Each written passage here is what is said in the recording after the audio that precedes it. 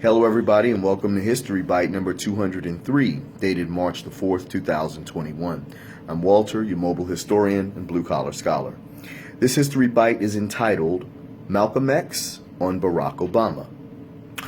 I have often wondered how our civil rights leaders from the past would have viewed the presidency of our nation's first African-American chief executive, Barack Obama. Mr. Malcolm X, of course, was a very, very important and prominent African-American civil rights leader in the 1950s and 60s. Also known by his name under the Nation of Islam as El Hajj Malik El-Shabazz, Minister Malcolm was a very forceful activist, and often encouraged methods of obtaining racial justice that were less than palatable to many individuals of his time. Less than palatable methods which included violence. Okay? Malcolm X, of course, was quite different from his counterpart, Dr. King, with respect to obtaining racial equality in this country, whereas Dr. King encouraged more peaceful methods of obtaining equality. Brother Minister Malcolm encouraged more aggressive means, and of course, that I believe both had their place, with all due respect. All right. So with that in mind, of course, Brother Minister Malcolm left the Nation of Islam in 1964, and his trip to Mecca that same year certainly facilitated a change in his perspective, when he saw Muslims of all races united together in Mecca. And he then moderated his stance a great deal, okay? And thus, I think Brother Minister Malcolm certainly would be a very interesting man to,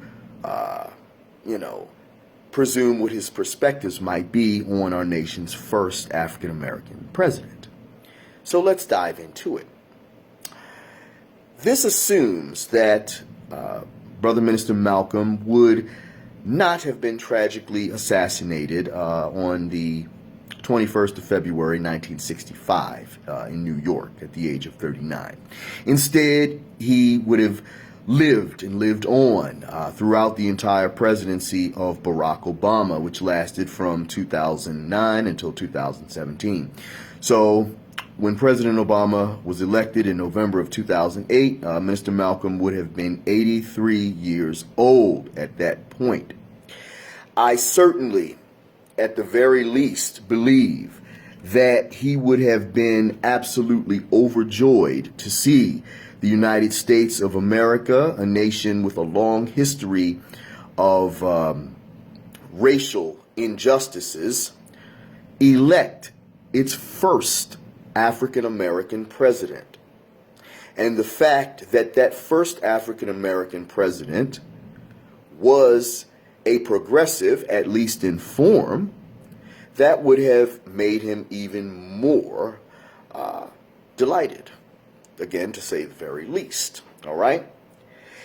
I believe Minister Malcolm would have most certainly approved of much of President Obama's achievements, especially in his first term, with the Affordable Care Act, increased limits on corporate power over less financially enabled individuals, as well as increased access to social programs. I believe Mr. Malcolm would have seen all of these domestic programs as a great help to African Americans especially, but of course to all disadvantaged Americans in general, okay, primarily racial minorities, okay. Somehow, I do not think he would have supported the incursion into Libya, which, for all intents and purposes, has been a disaster in the long term. While it toppled Muammar al-Gaddafi, Libya, for all intents and purposes, has been a mess ever since. Gaddafi wasn't the greatest guy in the world by a long shot, but at least Libya had stability while he was in power. Today, Libya is a mess, thanks in large part to the incursion there in 2011. All right? So, I feel that overwhelmingly President Obama's first term achievements would have pleased Mr. Malcolm, and he would have certainly supported him for a second term in office in 2012. Now into, President Obama's second term, where he, had to deal with, an increased Republican majority in Congress, he would have felt great sympathy for the president, in attempting to obtain his further domestic agenda while trying to battle obstinate Republicans. I think Mr. Malcolm would have been slightly disappointed with the president's stance on police injustices. While he would have certainly approved and appreciated the president speaking out about it, and, furthering, investigations into it, I think he would have wanted President Obama to be more forceful, in his condemnation of it. Okay. What President Obama did was fine. But I think, Minister Malcolm, in remembering his period as an activist many decades earlier, would have certainly wanted the president, especially our nation's first black president, to be much more forceful in his condemnation of police brutality. Somehow, and this is just my own personal perspective, I do not think that Minister Malcolm would have agreed with the president's stance on gun control. Minister Malcolm certainly believed that the people, and when I say the people, I mean the downtrodden, the average citizen, especially racial minorities, needed to be armed. And I don't think he would have seen President Obama's stance on gun control to facilitate more of the people being armed, all right? While he may have thought of it in one way as keeping arms out of people who just plain don't need them, I don't think he would have seen that as beneficial to African Americans per se. Brother Minister Malcolm definitely believed that we should be armed and we should be able to defend ourselves, all right? So I don't think he would have been gung-ho about that, all right? And with respect to President Obama doing things in great deal by executive order in his second term, somehow I think Mr. Malcolm would have wholeheartedly approved of that, all right? After all, things did need to be done, and the president certainly was working with a very obstinate, a very difficult Congress. He would have certainly seen the use of executive orders as a very logical policy measure, all right, to get things done, all right, if Congress wasn't willing to move forward. Don't think he would have been fond of the government shutdowns either. Who could blame him? None of us were, all right? But I think with respect to his President Obama's actions in, or rather purported sanctions against Russia for its invasion of Ukraine in 2014, somehow I think Mr. Malcolm would have